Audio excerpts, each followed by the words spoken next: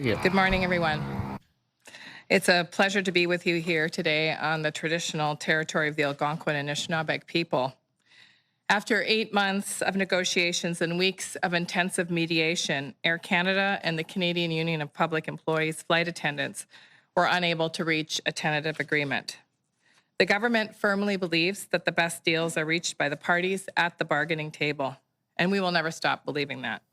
The government firmly believes that the best agreements are concluded at the bargaining table. We will never stop believing that. It's not easy, but when parties put in the hard work at the table, Canadians are better off as a result. It's not easy, but when everybody puts in their best, the Canadians are the winners. In this instance, and despite resolution on a number of key items, this dispute will not be resolved quickly enough. And the impact of the work stoppage at Air Canada that began early this morning is already being felt by travelers.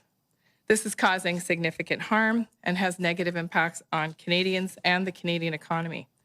It impedes the movement of passengers and critical cargo, such as pharmaceuticals, and it strands thousands of Canadians abroad, making it extremely costly and sometimes impossible to book new flights. Canadians have already sacrificed a lot in this uncertain economy, and this labor disruption is adding to their worries and financial burdens. As Minister of Labour, I have exercised my authorities under Section 107 of the Canadian Labour Code to direct the Canada Industrial Relations Board to order the parties to resume and continue their operations and duties in order to secure industrial peace and protect the interests of Canada, Canadians, and the economy. I've also asked the board to assist the parties in reaching a settlement of the outstanding terms of their collective agreement by imposing final and binding arbitration, and to extend the terms of the existing collective agreement until a new one is determined by the arbitrator.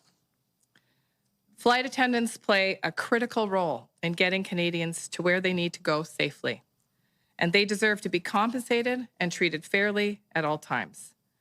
My job as Minister of Labour isn't to take sides during labour disputes. It's to give the parties the tools that they need to reach a fair and timely agreement while keeping the best interests of Canadians at heart.